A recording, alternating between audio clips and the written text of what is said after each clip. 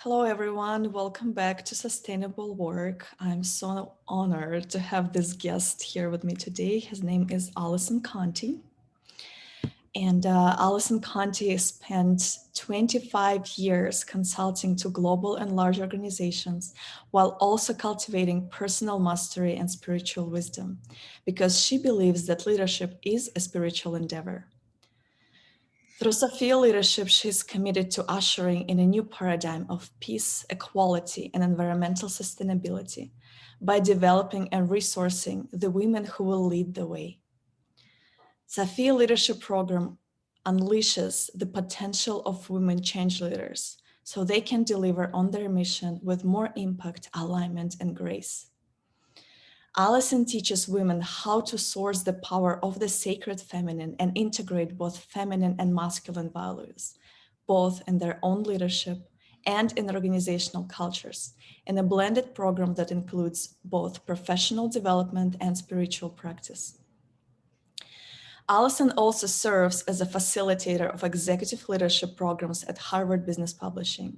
She is also an executive coach, organizational development consultant, facilitator, speaker, and author. Last year, Allison co-founded with her husband the Sanctuary for Sacred Union, an interfaith spiritual community dedicated to helping humanity heal painful divisions in self and society, transform patriarchal culture, and create a harmonious relationship with the earth by remembering our essential wholeness and connection to the divine. The root of all her work is perennial wisdom rooted in spirituality. Allison is an ordained priestess in the lineage of Sophia, the sacred feminine, and her spiritual path is mystical, shamanic, and universal, honoring all traditions. Hello, Allison. It's such a joy to have you here. Thank you, Maria. I feel a little warm and a little choked up being here with you. Thank you for having me. Thank you. I feel similarly, so thank you for sharing. Um, yeah, why don't you tell us a little bit about what is the work you do right now? What are you interested in? Oh, thank you. Well, you just spoke it. I have really two organizations that I am um, working through, and I still have my consulting and coaching practice. But really, where my joy and passion lie are in these two, in Sophia leadership and in the Sanctuary for Sacred Union. And so I think probably most relevant for our talk about sustainable work is the Sophia leadership work that I'm doing with women. Mhm. So I originally designed the Sophia leadership model thinking that it would be mostly for corporate executives Mhm. because I was coming from a background of uh, culture change, transfer, organizational transformation, leadership development, and all of that.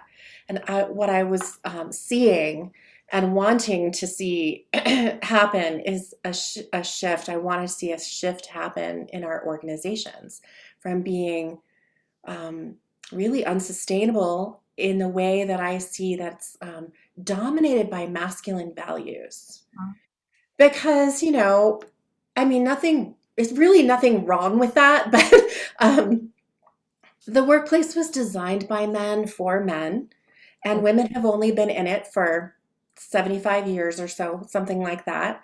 And so, of course, after women started gaining liberation and empowerment, we stepped into the workplace and naturally took on the values of the workplace that already existed, which were dominantly masculine and a dominantly masculine patriarchal paradigm. Um, and all of that is changing now and really must change now. And so, we went through this whole learning period for 75 years around how do we lead from these masculine values? So it's been a big learning curve for women, I think. Um, and for me, what I discovered after many years of consulting in corporate, I got burned out. I got actually sick. And for a while, couldn't work. For like 2 years, I couldn't work, Maria. And what I realized, when I was doing in my spiritual life, a lot of feminine spiritual practice. And I realized that, oh gosh, even though am devoted to the sacred feminine, I was leading in my work life with masculine energy. And for a woman who, not all women have a feminine essence, but most of us do. Um, for those of us who have a feminine essence, running that much masculine energy through our system, it's kind of like running diesel fuel through a regular car engine. Mhm. It's not sustainable over time. It's just not sustainable. And we burn out, we get depleted, we get sick. Yes. And so that's what I'm up to, is really ultimately to change the culture of work and the culture of, that's so focused on productivity, and drive, you know, uh, to something that's more sustainable for all humans, including men who also have feminine energy in their systems as well, you know. Thank you for sharing that. So before we dive into what sustainable work means to you, I would really love to ask you about your journey, like your consulting journey. How did you get where you are today? I remember when we had our call earlier, you spoke beautifully about, I don't know, was it your first job at BP and like what attracted you to it in terms of sustainability? So Yeah. about your journey a little bit. Okay, sure. Yeah, so I have always been a lover of the earth, and went to college here in Boulder, Colorado, where I live now, and always considered myself to be an environmentalist from a very young age. And then when I was in my 20s, one of my first jobs was consulting to BP Oil. And I was like, oh, how can I possibly reconcile my values with this company that, as far as I saw it, this was all the way back in the early 80s, late 80s, early 90s. I was already seeing them as raping the earth. Mhm. And yet, I also found that the people, but I needed a job, I needed work, and blah, blah, blah. So I took the job. And what I found was an organization full of amazing people who were committed to learning and growth and doing the right thing. And I found a leader in John Brown. I don't know if you remember John Brown. Way back in the 90s, he was leading BP globally. And he was an amazing thought leader. He saw the unsustainable nature of the oil business, and he took BP to the Kyoto Protocol and signed it, when none of the other oil companies were even recognizing anything about climate change. But John Brown did, and he said oil is not sustainable. It's not a sustainable resource. So he remade the company, reframed the company into from Beyond Petroleum to, or from British Petroleum to Beyond Petroleum. And he invested $8 billion in sustainable energy, alternative energy, solar and wind, and all this. So I got very excited about what in the world would it take for us to have more leaders like him with that kind of vision. What I saw in him was the ability to see a really big picture at a global level. And that's what I was seeing. It's like, the question I've been asking my whole life is, how does humanity live in a harmonious way with the rest of creation? Because we're not. So I saw that he has this big vision that I was valuing, and also courage, the courage to step out and to say, this is not right. We have to do it differently. Mhm. So I went on a mission to discover what it takes to grow up leaders who can have that kind of vision and courage. And that's how I got into this field. That's how I got into this field. And so I went my graduate program at Case Western, in organizational development, was focused on sustainability. Mhm. focused on sustainability and plus other things, emotional intelligence, appreciative inquiry, and all of that, which later I discovered why I was so attracted to study there. Mhm. Um, the way that I see it is that all of those values, they're all feminine values. Mhm. Sustainability, emotional intelligence, appreciative inquiry, they're all like a course correction from the masculine dominant paradigm. Mhm. So I think that's why I was attracted to study there. And then from there, I just have had a consulting career and executive coaching career. And then I had that experience of burnout Yes. that just really changed everything for me. Mhm. And in those 2 years that I was taking off from work, I was really blessed to have, made good money as a consultant and had to have savings to live on. And so I was kind of magically moved, picked up from Cleveland, Ohio, and moved to Boulder, where I had gone to college many years ago. And I realized when I got here that I had been moved here by the sacred feminine. Mm. Sophia is how I know her. And it was like being picked up like a little kitten by the scruff of the neck and mean plopped down like, you go here now. and, so, and as soon as I landed, she literally landed me in a sacred sanctuary, in a home that had been built with sacred geometry, with sacred intention. And then once I got there, I was like magically called there. And once I got there, I realized, oh my goodness, it's not just this home, there's a temple on this land. And the temple is dedicated to the sacred union of divine feminine and divine masculine, Wow. heaven and earth. So I knew this was in 2012. I knew at that point that my soul had called me here for a reason, for that reason, for the reason of sacred union. And in those first few months and years, as I was recovering from um, my illness, which was, we can talk more about that later. It's if you want to, but it's common, I think, for people who burn out to get adrenal fatigue. um, in that time period, I really was taken for a ride by the goddess, and I just never be the same. So that was, she basically asked me to bring balance, bring the sacred feminine back in whatever way that I can, and she asked me to create a mystery school. And at the time I was like, what? This is 8 years ago. I was like, I have no idea. I don't know. I don't know how to do that. I'm a consultant. What are you talking about?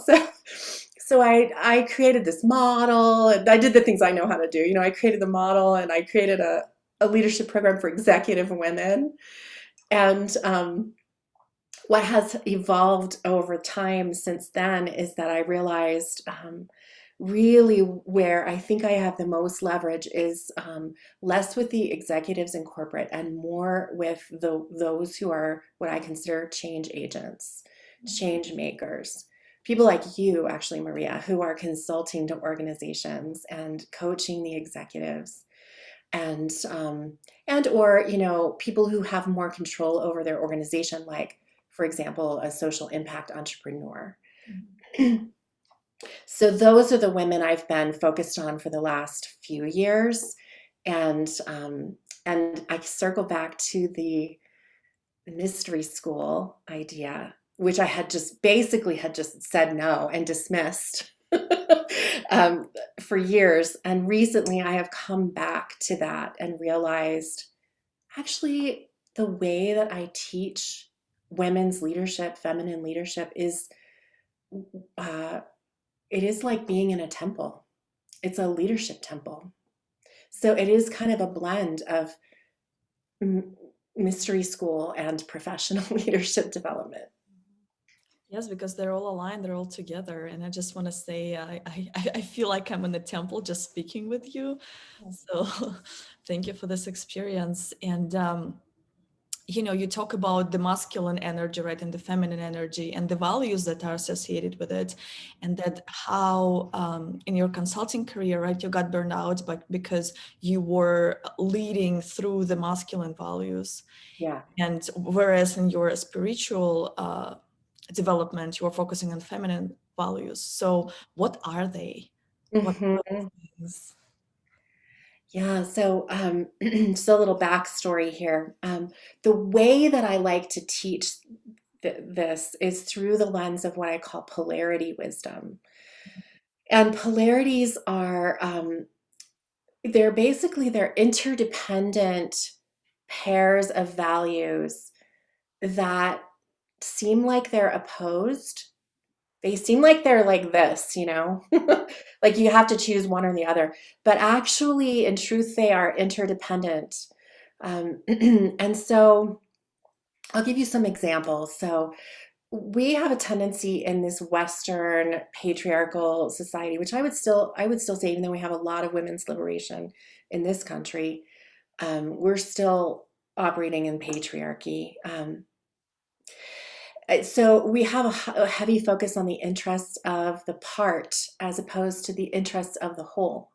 Mhm. So a company will be very focused on its bottom line and forget all about its relationship to the earth and its relationship to society. Mhm. So we're very focused on the individual and less on the collective. You can see that with the previous administration was really big into that, individual rights and freedoms. And but what about the impact on the collective when you choose those individual rights and freedoms? With individual rights come collective responsibilities. You know, um, so doing a lot, being productive, that's a masculine value also. And on the other side of that is being and resting and receiving as opposed to giving. So when you look at another example is thinking and feeling. We get so wrapped up in our rational mind and analytical mind. Nothing wrong with that. That's really important for solving problems. But for having visions of the future, for knowing what's true beyond what we can see in the numbers, we need intuition and body wisdom, these more feminine ways of knowing. So these are examples of, am I making sense here? These examples of Mhm. polarities. Absolutely. Yeah. Yep. So, for organizational life, well, even in my spiritual community that I run with my husband, we teach polarities as a way to sort of get a sense of what does this mean. These are values, they're energies, they're ways of being in the world, and they operate at every level of system inside of our individual selves, in a couple or in a team, and in a whole organization, also in society. They operate at every level of system. You can find these polarities. And what I've seen is that at every level of system, we seem to be out of balance, really heavily focused on the masculine. And my belief is that in this great turning that we're waking up to how unsustainable that is, and Mhm. how really what it's a threat to humanity's existence. And so the way that I see it is that if we don't get in right relationship with the feminine, we won't really have a future, you know, won't Like, have a future. yeah, I can totally see that. And the one thing came to mind as you were describing the qualities or values associated with masculine and feminine energy is that also speaking of the patriarchal society, that's all the feminine qualities that you named. The uh, the initial signal that I got, oh, weakness, that like this embodying these qualities means being weak, Right. which is just a paradigm, right? It's not the truth in the It's world, not but the it's truth. a paradigm. It's not the truth. No, it's not the truth. And in fact, I think on the positive side, so I've been kind of talking on the negative side, but on the positive side, what I have seen, and I think, I'll go back to like why I chose to study at Case Western. Um, our field of organizational development is actually leading the way in this shift. We have been, in our field, have been shifting toward the feminine for decades now. One of my professors, Richard Boyatzis, he's, created this whole model of emotional intelligence and showed why we need emotional intelligence and why it's such an important leadership quality. David Cooperrider, another one of my professors, appreciative inquiry. He brought forward this notion that if we just use an evaluative approach to analyze and evaluate and look for deficiencies and solve problems, we're missing out on all this life force energy that can come through taking a more appreciative approach to what is working and what gives life. Now that is the feminine, right? So I forgot your question. Me too, but it's okay. I was saying, I think that on the positive side, we are moving in this direction. Organizations are starting to see uh, that their relationship to the earth, for example, is we can't extract. This is what the masculine does in its unhealthy form, is it will take and extract and appropriate what does not belong to it. Yeah. And the feminine is the one who says, that is enough. We have enough. Stop taking. Like in the old days in the tribes, I've studied shamanism with my spiritual teachers or shamans. And in the old days, the men would be the hunters. They would go out and hunt for food, and it would be the women who would say, okay, now we have enough to feed everyone. Stop. Yeah. So I do believe that the feminine is rising. Women are starting to feel this sense of like, wow, it's up to us. It's up to the feminine energy to say, stop, that's enough. That's too much. We're not focused enough on the whole. Right. And ultimately what I think comes to mind for me is that living in that paradigm of taking and scarcity and just not being enough, ultimately that doesn't bring fulfillment to neither men nor women. And that's why there is this focus on taking more and more, because I just don't feel like this is enough. But enoughness is not going to come from taking more. Enoughness is going to come from embodying a different way of living. Mm-hmm, mm-hmm. Yeah, and so that's the deep work. That's the deep work that we do in Sophia Leadership, is really uncovering those kinds of hidden beliefs and energetic patterns that are really, we kind of run us, but unconsciously so.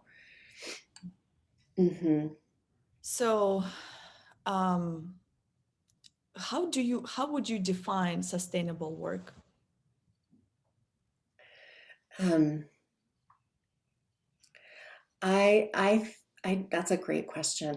I want to hear how you define it. Um, one of the things that I teach is that there has to be a balance between production and nourishment. Mhm. So we have been unhealthfully focused on productivity and production without enough nourishment of the producers. Mhm. And so the masculine in us, and masculine and feminine energies, if we haven't said this already, they live in all of us in different ratios. So the masculine in me, for example, wants to produce, wants to get things done, wants to accomplish things, like wants to check things off the box and make sure my program gets out on the day I said it's going to get out. And, Oh. if we do that without the balance of the feminine nourishment, Mhm. will that's not sustain that's what's not sustainable. So the nourishment, like how do we bring nourishment back in to the workplace? That's a big conversation we have in Sophia leadership, because I believe it starts with us. We have to be a stand for, I am not a machine. I am not a productivity machine. I need nourishment, Yeah. so that I can give my gifts from a place of overflow and not a place of depletion. Yeah. And Because it takes a lot to learn how to do that. I hear you. And because the other way, right, is the burnout. The other way is the road to burnout and ultimately to the lack of productivity. So it's not even it's not an option. It's a necessity, the It's nourishment. a necessity. And also, too, we have to live the values that we want to see change in the world and in our organizations. So, for example, the extraction. If we want, I very much want to change the culture of extraction, because I think that's one of the things that is threatening our existence on Earth, is the way that we take without giving back, you know. And so if I want to change that in the world or in this organization, I have to embody that change in myself, or it won't work. So I have to do my own work as a leader, not to allow extraction. Not to allow other people to extract energy from me when I don't have it to give, and not to extract it from myself, you know, not to do that. So it's just there's a rewiring that has to happen. That's what it sounds like. Mhm. So, I mean, on your journey or in your work in Sophia leadership, like how does this work happen? Because it is, I can reflect on my own experience that I've had and still have on how difficult it is to live in a masculine paradigm and allow myself to take time off to nourish myself and have it be okay Mhm. when there is so much around you that pressures you to do otherwise. Mhm. Yeah. Well, we start with sovereignty. Mhm. I can't do this kind of developmental work without sovereignty, without people claiming their own response. It's a radical kind of self responsibility, radically self responsible, even though it's true that the culture does affect us. It's so true. The systems and the culture that we live in have a big impact. And uh, if we want to change those systems and cultures, we can't be a victim to them. We can't be coming from a mindset, from an energetic orientation as a victim to them. So we start with sovereignty, and then we dive into the Sophia leadership model. Has What I've done is I've blended together the masculine and the feminine, which are sort of like a master polarity, and then we have lots of different polarities, like I named a few of them, that fall under that. And there was a really brilliant Jungian scholar named Gareth Hill who blended that with the polarity of dynamic and static. So the moving energy and then the still energy. And so in the Sophia leadership model, I introduced these four universal energies: dynamic feminine, static feminine, dynamic masculine, and static masculine. And then we work with how do those play against each other and with each other in this interdependent dance of polarities. And we really, it's not just a mental exercise. Like I could present it like a mental exercise in an hour webinar or something, but really what it takes to embody the integration of all four of those energies in a good way, and to be able to, if you're a practitioner, to pull out the right energy in the right moment for what's needed, in your intervention. That takes time to develop that in an embodied way. So I have a 9-month program that that takes us through all of those in their light aspect and in their shadow aspect. And so we kind of mine and excavate the shadow in order to bring forward the gift of the light. Could you speak a little bit, like give an example of like light versus shadow? What are those aspects? Sure. Let's see.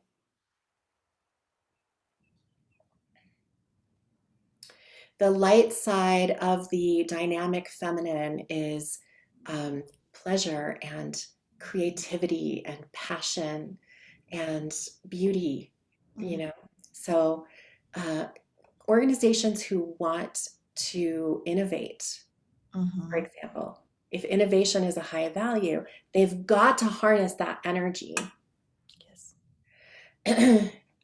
But a lot of times we get afraid of that energy because it's so powerful, and it can, in its downside and its shadow side, can lead to chaos, madness,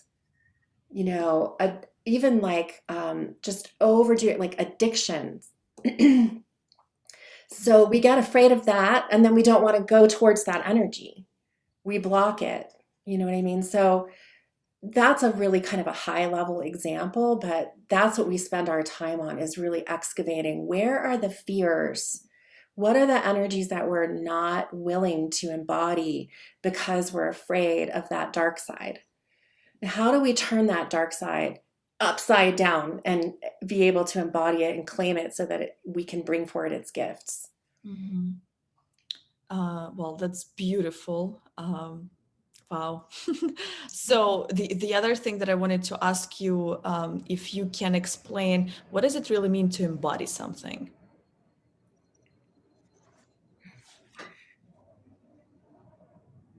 It's a it shows up in your actions, Mm-hmm. not just in your thoughts.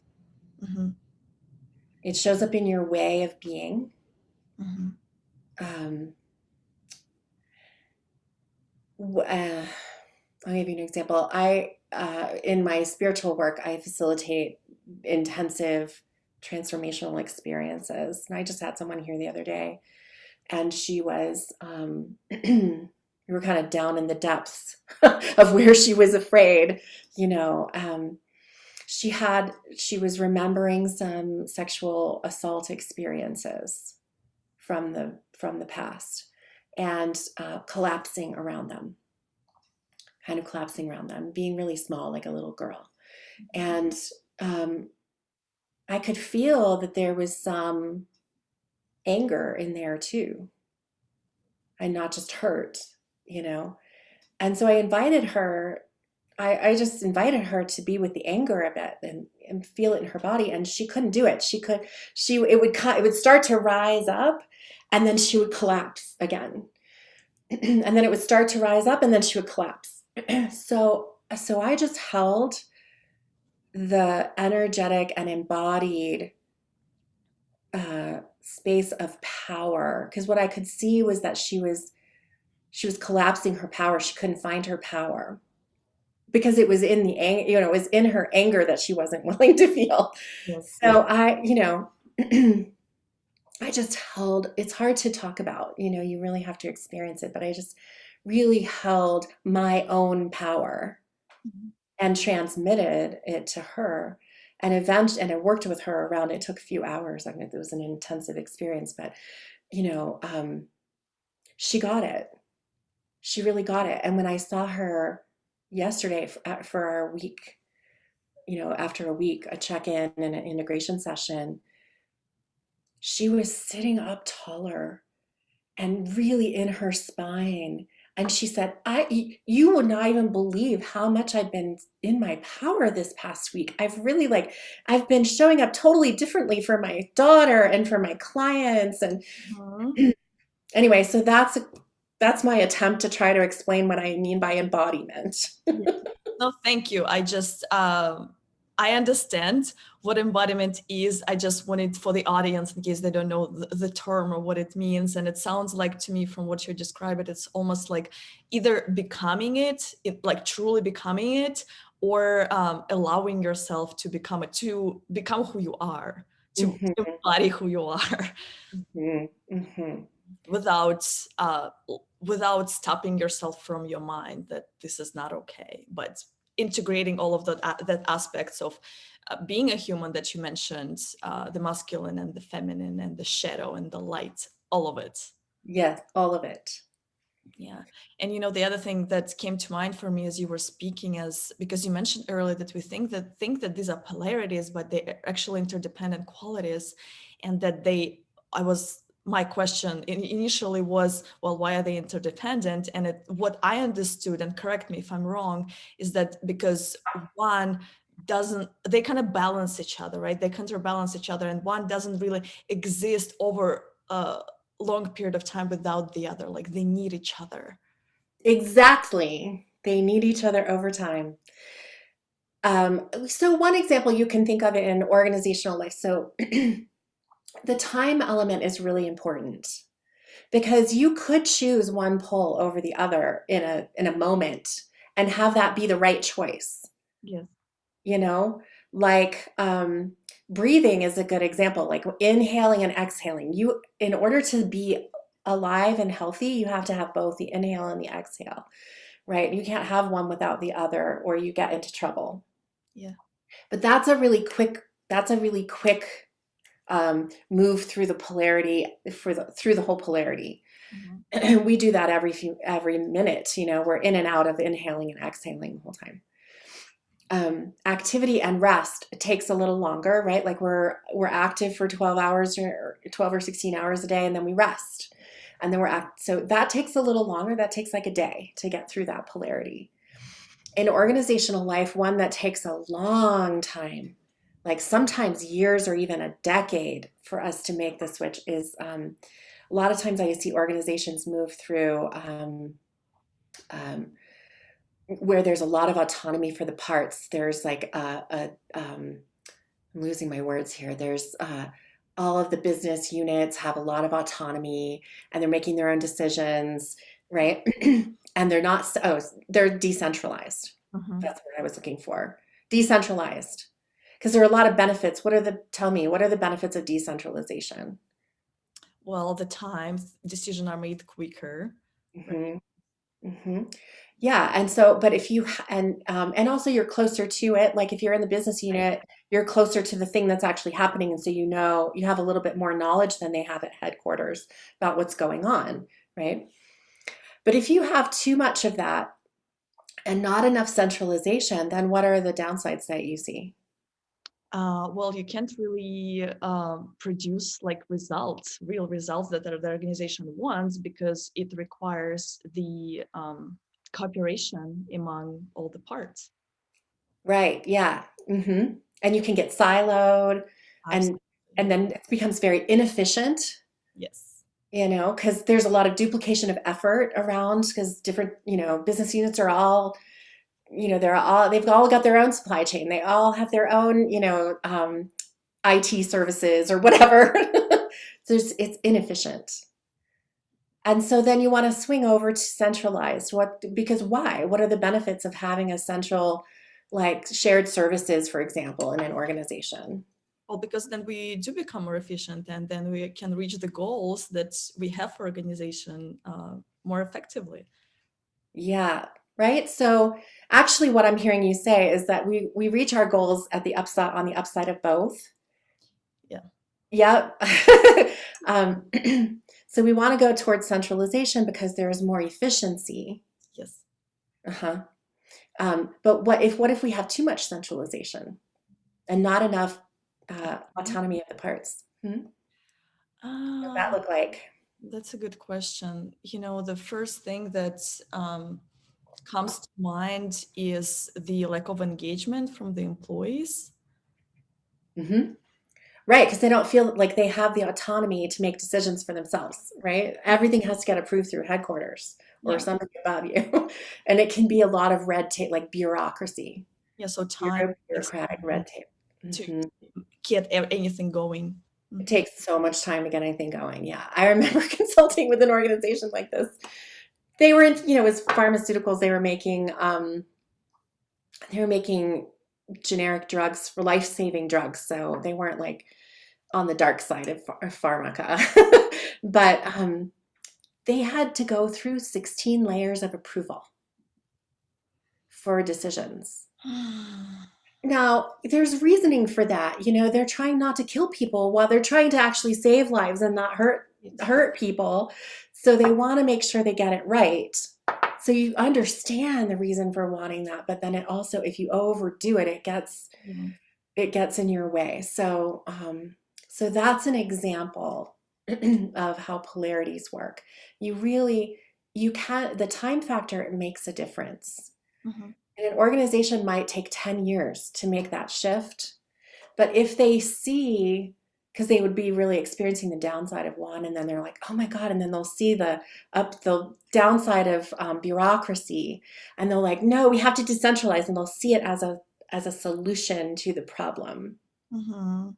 But it's not a solution to the problem, because if you lean too hard on that solution, you're going to get into trouble with that too. So it's much better to be able to hold the both and to see, okay, how can we have just enough centralization to be efficient and just enough decentralization to be agile? Mhm. That's amazing. Thank you. Thank you for really setting the context for it in the organization. Hmm. So, what I it's maybe a little bit personal question. What sustains you? Mm. Thank you. My spiritual life sustains me. Mhm. Uh, so I spend a lot of time with it. And I have I do energy work, energy practices to fill up my system energetically so Mhm. that when I give, because I do a lot of giving, so that when I give, I'm giving from overflow and I'm not taking from my own personal energy stores. Mhm. And I teach that how to do that because we have to learn it. It's something it should be taught in kindergarten, I think. But we don't learn it. We have to learn it as adults. So I do my energy work. I have my spiritual practice. I spend a lot of time in nature when I can. I live in the mountains in nature. You know, it's just right here.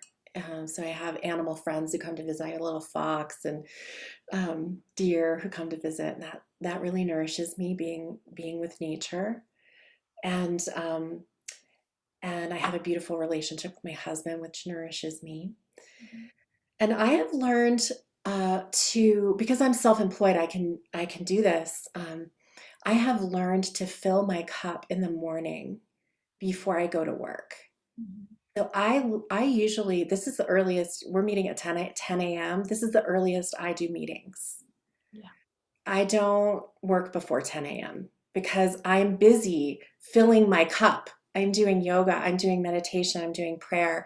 I'm in the bathtub soaking with essential oils in the morning before work. Mhm. Like, you know, I make it a priority to nourish myself so that then I can give, because production is comes I have to use my own masculine energy to produce and be productive, and it can really drain me fast if I'm not already full. Yes, thank you. Thank you for sharing that. That's beautiful. I will say that I have recently committed to every morning before I start work doing at least 30 minutes of some kind of body movement and then spending an hour in silence. Yeah. Sometimes that silence looks like a walk. Mhm. Sometimes it looks like laying on a couch, but or sitting in a meditation, just depends on the day. So Yeah. Good yes. for you. You know, it's also like brings me back to school or like graduate school. And I remember hearing that students were, because it pulling up or whatever the term is, all-nighters. And Mhm. I remember even like being in my undergrad, I could not relate to it because I knew that like if I don't sleep, I'm I'm a waste next day. So it was like, okay, at the point where I have to read my sentence, I go to sleep and then it just starts the next day. And then it was also the same like exercise, yoga, meditation, all of the things that could nourish me in some way or the other. Yeah, that's true for me too. I had the same experience in school.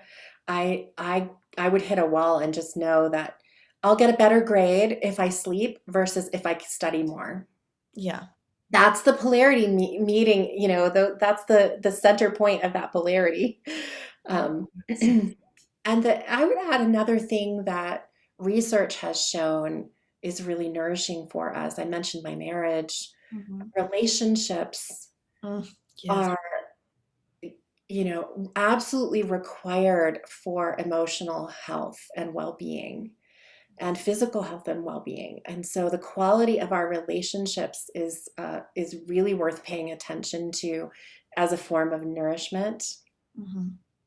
Um, I mentioned my professor earlier, Richard Boyatzis. He's done a lot of research on um, there's a paradoxical nature to giving and receiving in relationship in such a way that when we sit and hold space for others to um, share their authentic self, to connect with their dreams of the future, to really get in touch with what their strengths are and what's going well in their lives. Like when we that like have a coaching conversation or a supportive conversation in that way, that's actually nourishing for us. Mhm. More so even than trying to take a meeting off your schedule, but actually adding a conversation where you're supporting someone else. Yeah. It's paradoxical because it seems like, oh, I'm giving my energy. But actually, we receive a lot back from it's the kind of conversation that matters. It's a conversation not about solving problems, but about uplifting what's life giving.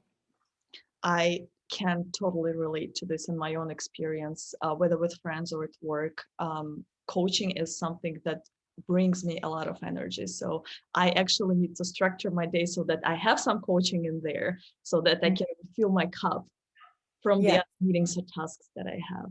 yeah, yeah, Absolutely. Thank you for sharing that. Um, so I mean, so much more I want to ask you about.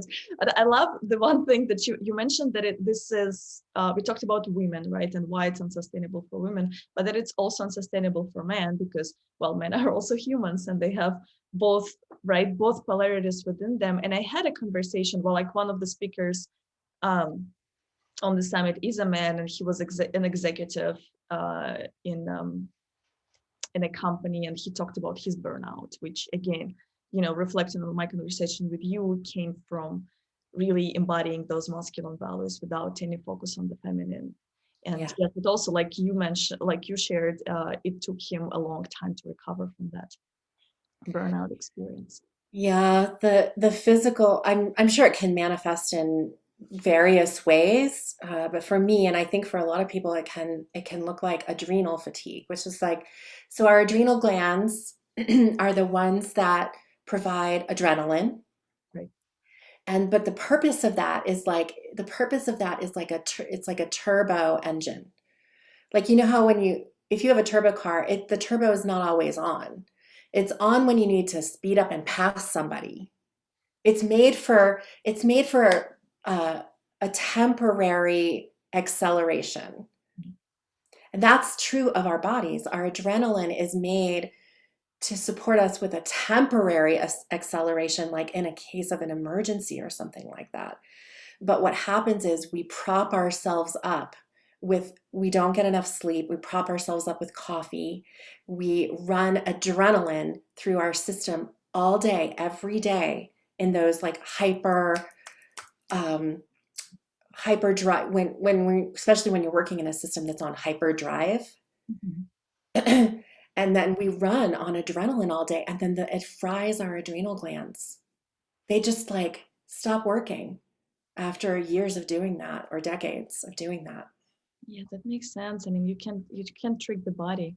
So yeah. Yeah. So we have to learn. I mean, that's why I teach energy work because we have to learn energetically how to do that differently. Mhm. Yeah. Mhm. So, what would you recommend? What strategies would you recommend to either individuals, men or women who are listening to us right now, or to organizations to help them find the balance between the polarities? Um, Well, seeing them is the first step, seeing. So, inquiring what I wonder if there is a polarity at play here. I wonder if there is a both and here. I wonder if we are overvaluing one side of the polarity and not the other. So, just like that kind of awareness experiment is the first thing. And then, getting into the question of like, how might we find more balance here? What are the polarities that are out of balance, and how might we find more balance? When I was doing culture change work, and I haven't done that actually in a couple years now. The last time I taught polarities was at Google last year, and one of the things that we do is we work on a map. And so we map the polarity, the upsides and the downsides, kind of like I did with you around centralization and decentralization. And we put it on a map, and then we start asking questions about what are the action steps that can be taken that would leverage both upsides of this polarity. Mm-hmm. Do you see what I mean? Yes. So taking it all the way so first you have to see it, and then you want to map it out so you actually really get the whole system and understand how it works and what are the values and the fears. Yes. And then you ask the question, what are the actions we can take that would help us to leverage both of those upsides and avoid those downsides, those fears? There's a lot more to it, than I can talk about now today, but there's also a beautifully elegant assessment that I use in organizations who are wanting to make culture change.